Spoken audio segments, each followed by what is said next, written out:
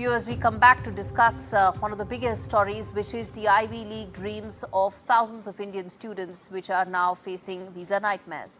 In a surprising turn, Indian students who are planning to begin their studies could also be caught in this crossfire. Western media claims that all student visa interviews have been paused. The American Embassy in India says that isn't the case. But the fact remains that there could be serious mining of social media profiles of students. And in fact, the Secretary of State, Marco Rubio, there are reports indicating that he has effectively pressed the pause button on new visa interviews. Now, how is that going to shape up for students who are caught in the limbo, the uncertainty that exists for them? Remember, it's not just paperwork that's under review, it's also profiles that are under review. And these new rules will make discretion really the big word, where every visa officer will decide whether or not to grant that visa. Now, how this shapes up for students, what is the kind of impact? I want to get into important voices to discuss this in greater detail. Michael Wildis, who's an immigration lawyer and managing partner, joins me live, along with Mr. Naveen Chopra, who's founder chairman of the Chopras Group, company that actually advises a lot of students to actually go outside. And in fact, Mr. Chopra, let me start with you. As things stand right now, you advise a lot of students to evaluate opportunities in the US. A report like this, a policy decision like this, is bound to put thousands of students and their careers at risk. No visas being granted.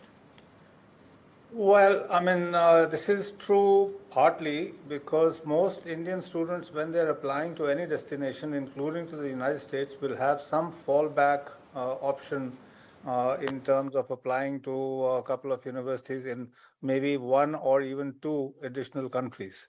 There have been many changes to student visa regimes by the UK, by Australia, now the United States. So Indian students are always playing some sort of a percentage game. Now, the United States is by far the favored destination because of the education system, first. Secondly, the US is the dream. It has been the dream for the last 200 years, which is why millions of people from all over the world migrated to the United States. Some by, of course, as victim of forced circumstance, but eventually when they settled there, they contributed to the American economy and the American way, the American music, the American everything. So America is a country of immigrants. Now, on the ground reality which exists in the United States, but and indeed in most Western countries, is one of low or negative population growth, aging populations, a large amount of demand for talent in key sectors. But those are big picture questions, all of them valid.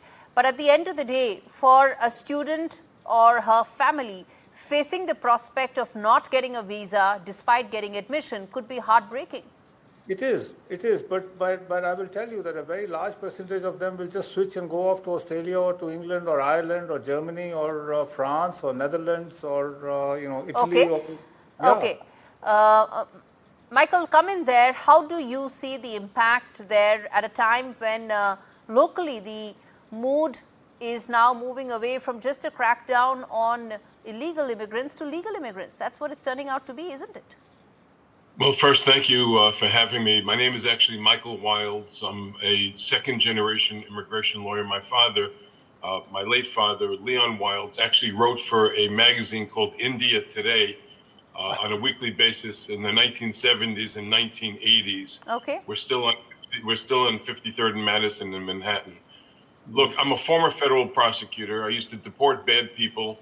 And then I joined my dad's practice, and my son is in the firm now, and we help people get visas, green cards, citizenship.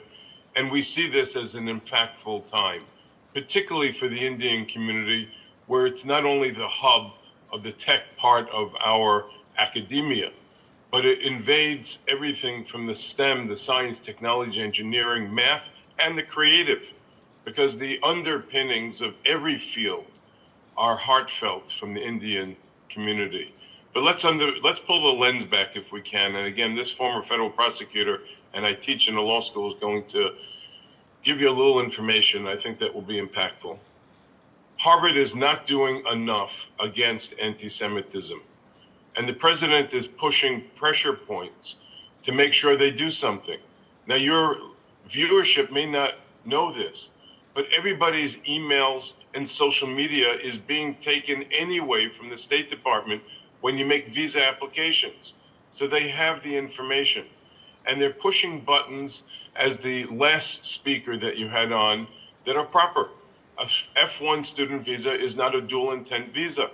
Therefore, if you're going to cause harm, that we're not talking about publishing your opinion.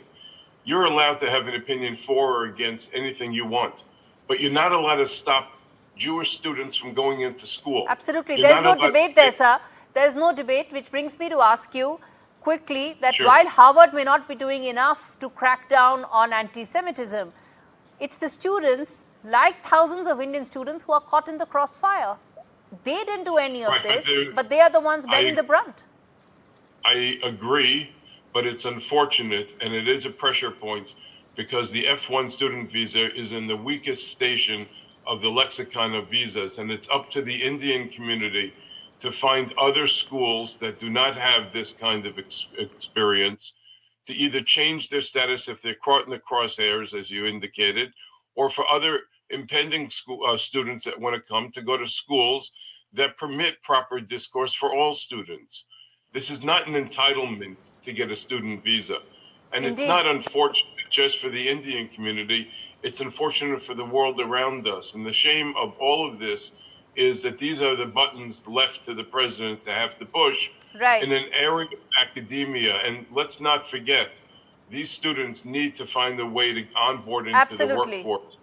And it is an important community to at least enfranchise and educate how they can navigate around these Absolutely. times. All right, I'm going to leave it there. Thank you so much, gentlemen, because this is a story that I'm going to keep coming back to simply because it impacts thousands of students and their families. Thank you so much for joining me today on India Global.